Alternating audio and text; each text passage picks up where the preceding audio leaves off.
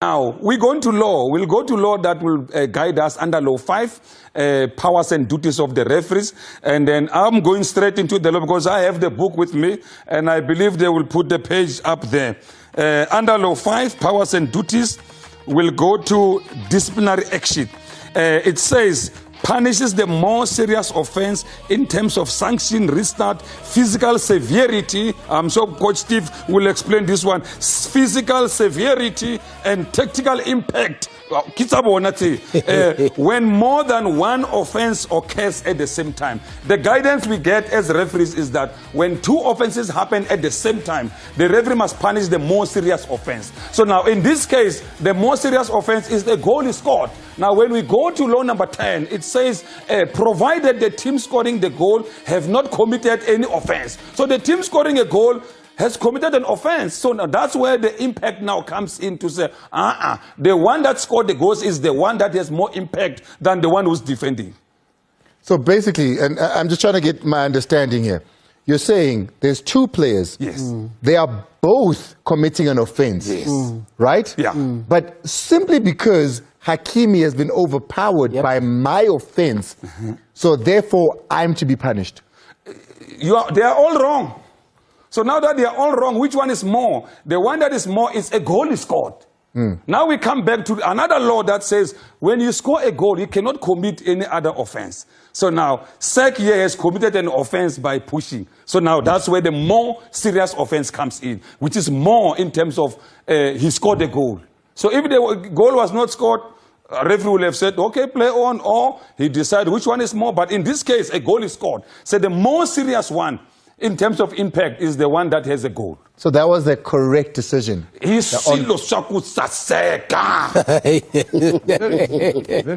difficult. I would have expected one to have VAR reviewing that incident, because I think it's very subjective to say Hakimi was overpowered. You know, because if you see both of them, the hands are extended. You know, but then again, you punish an offensive player, you know. But I thought first what we could have done, and that's why I've been very, very critical about consistency in making this kind of decisions. The least we could have done was to allow VAR to have a review on this. Because what if Hakimi just slipped?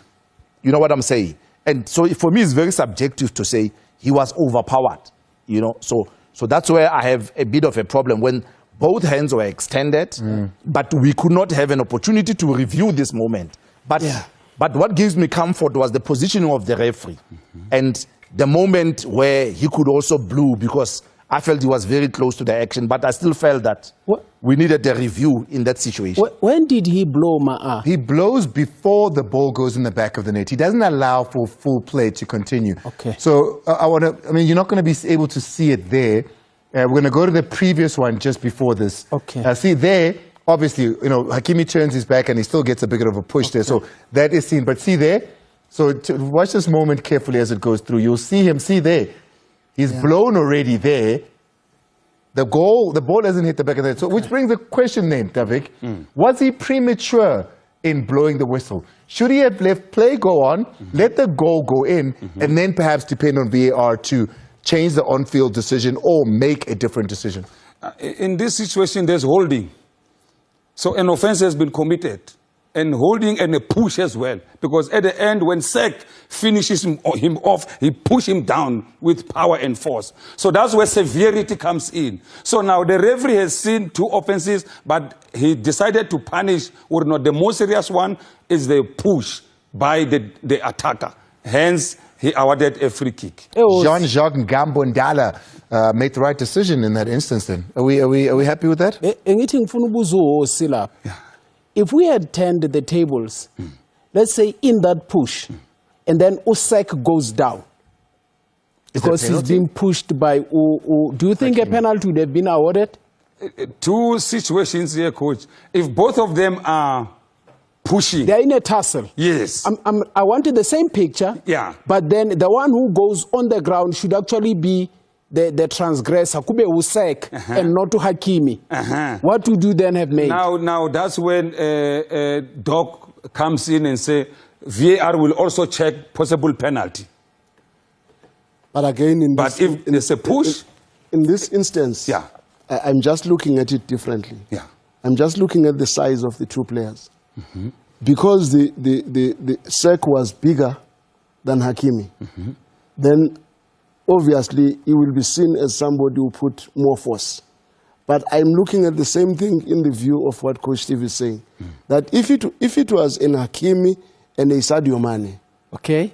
and the same Whereas thing one is happens, smaller, yeah. yeah. Okay. And the same thing happens, what could the decision be? Sadio Mane goes down. Let's say Sadio Mane heads the ball the same way, Okay. but he cools down. Okay. Yeah. All I can say, they are all big. Hakim is big, Sek is big, and then we referee what we see. What we see is what will blow. The what if will come after That's the last what point. if. That's the last point for me, Dr. Vic. If you look at the incident, that's why it's a little bit, like for me, subjective. Hakimi doesn't even look at the ball. You know? The player wants to attack the ball. So in this case, the person who's impeding the other, it's Hakimi, because he's not even looking at the ball. If you look at it, I mean, he's not even interested to look what's happening. His concern, if you look at it, his concern is this player. And sometimes, the law sometimes, I know maybe for the offside, is that you have to give the offensive player or the offensive team benefit. You know, look at the picture there. You know, Hakimi could have gone in front to play the ball, you know, but he's involved in the tussle, and this player wants to attack the ball. Yeah. He's blocking this player from... He's blocking this player. You see there. He's not... He's looking at him. He's not even looking at the ball. Does that matter, Tavik, in the decision-making of this particular incident? When a player comes to you, if you don't look at him, he will put you down. So you have to look for protection as well. But who's it's normal movement in football. But who's impeding?